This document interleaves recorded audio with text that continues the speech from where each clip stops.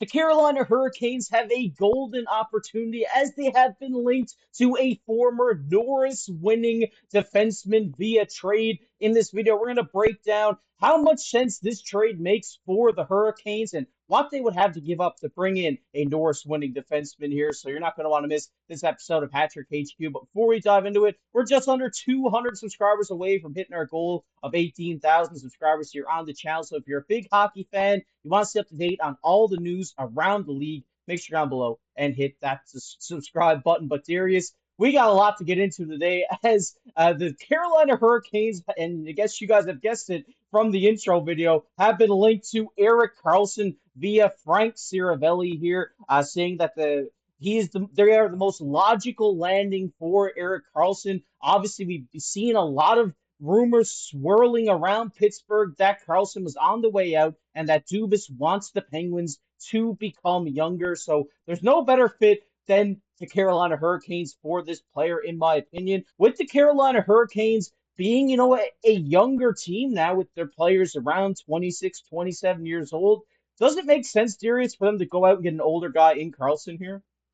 This makes a lot of sense, actually. And I think if Erik Karlsson's going to be traded, it's going to be to either the Carolina Hurricanes or the Florida Panthers, as crazy as that sounds. I think it's one of those two teams. And I do actually think that the Penguins and Kyle Dubas are actively trying to trade this player. I think that they are shopping him, but there are some implications with that on the salary cap, which we'll get to in a second. But from the Carolina Hurricanes side of things, this actually makes a ton of sense, especially if there is retained salary involved, because they have their lineup pretty solidified heading into next season while retooling on the fly this offseason. You're missing guys like Brent Burns, you're missing guys like Dmitry Orlov from last year, but at the same time, you have Nikishin that's coming in, and then if you add an Erik Karlsson, you're kind of restocking, I guess, or retooling on the fly of that defense, and they're still a very good competitive team. They also have Nikolai Ehlers and a ton of cap space available, so it makes sense from their point of view. And from the Pittsburgh Penguins point of view, I think that Kyle Dubas is saying one thing and his actions are, something completely different at this point. He's saying he doesn't want to rebuild. He wants to keep Sidney Crosby happy. They want to compete,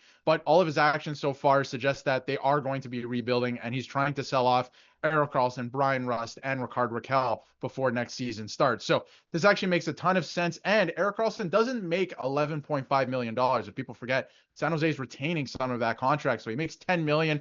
The Pittsburgh Penguins have a ton of cap space to retain more. I think this makes a lot of sense for the Carolina Hurricanes next season. Yeah, and diving into that side of it, like you said, it looks like 11.5, but it actually isn't. It is $10 million. So if you can even get 25% of that retained by Pittsburgh for this next season and you get them in at 7.5, I think that's a very great deal for a guy like Erik Karlsson, because on a great team, Erik Karlsson is going to be a great player. There's no doubt about that. And I think the Penguins do have, some players there that maybe they could make a go at it, but I think they're more leaning towards the edge of just getting into a rebuild now. And now with Karlsson, obviously his contract's going to be up. I think they're going to get the most value for him in a trade from Carolina before the season starts, because as the season goes on, the value of this player is just going to go down, not because of, the player he is, just because of how long you will have him on your team for the rest of the season. And like we said here, they can take this cap on fully. I know a lot of you Canes fans watching this video are probably saying, hey, we just signed up a lot of guys long term and maybe we don't have the money, but they definitely do. Losing two key defenders in Orlov and Burns, yes, they might not seem like the biggest names to some people, but it is a big loss. So bringing in another offensive guy here in Karlsson could definitely be a great solution for this team. And some reasons that we've seen in this article from Frank Ciravelli against this, they said the Hurricanes do have ghost Shane Gostisbehere, who could be looked at as a cheaper Erik Karlsson and a guy who's kind of had a career resurgence with the Carolina Hurricanes. So, Darius, looking at this, does it make sense to bring in another offensive guy when you already got, a great offensive guy in Gostisbehere who put up 45 points last season? I still would, because if you look at Erik Karlsson's contract, you're going to get him for obviously the remainder of it, and there's not that many years left on it. And with retained salary, again, they can eat all of it, like you mentioned, but then that leaves you with no flexibility. Pittsburgh's absolutely going to have to retain salary. And if I'm the Pittsburgh Penguins, I think that's totally fine. Get it down to 7.5, $7 million. then Carolina still has a lot of flexibility with about $3 million in cap space, depending if they're moving some other money out the other way to Pittsburgh in the trade. We don't know what would go the other way specifically, but in terms of, why not to do it, Gostisbehere is a great offensive defenseman too. But if you look at last season in point totals, and even the season before that on a bad team, let's make no mistake about it, right? Like the Pittsburgh Penguins are a horrible team.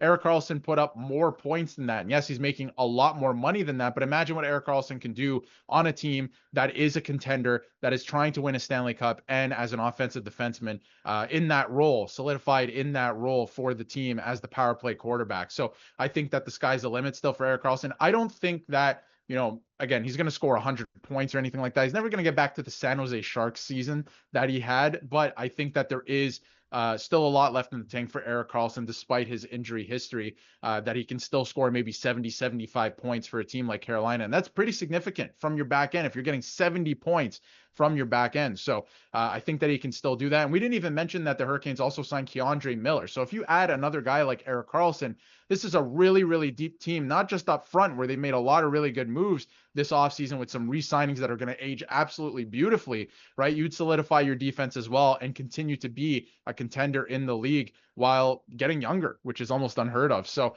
I think this makes a lot of sense for the Hurricanes. There would have to be a retained salary involved, whether it's, getting the contract down to 7 or 7.5.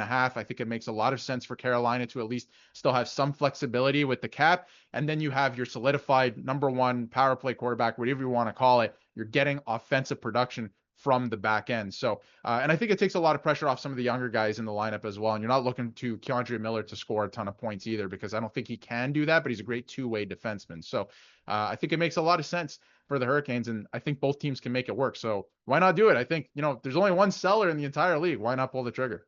Yeah, and for what we're talking about giving the Penguins in return, whether it's a high-end pick or a prospect, you're not going to need that. You just locked up, like, was it four guys that are like 26 and younger for like 7 to 8 year terms? You don't need prospects for your future. You got Nikishin, like you said, who's coming up as well, who showed out when he came over last season as well. So for bringing in Karlsson for 1 year, whether it's a prospect, whether it's a first, maybe second round pick that Dubas does want, I think it's totally worth it, because we're not talking about bringing Karlsson in for 7.5 for 3 years. We're talking about for 1 year. And it seems like the Hurricanes have always been in the mix here, Darius, and they just can't get over that hump. They can't get to the Stanley Cup final. And I think that with bringing a veteran guy like Karlsson in, I think that will help them out. But I want to hear your guys' thoughts down below in the comment section. Are you bringing in Erik Karlsson if you are the Carolina Hurricanes? And what do you think potential trade package looks for? Let us know down below if you enjoyed. Subscribe to the channel, like the video, share it with your friends. We're going to be here every day bringing you the latest hockey news, so make sure to stay tuned to that. So hit the subscribe button. But as always, I've been your host, Casey, alongside my co-host, Darius. Keep your stick on the ice.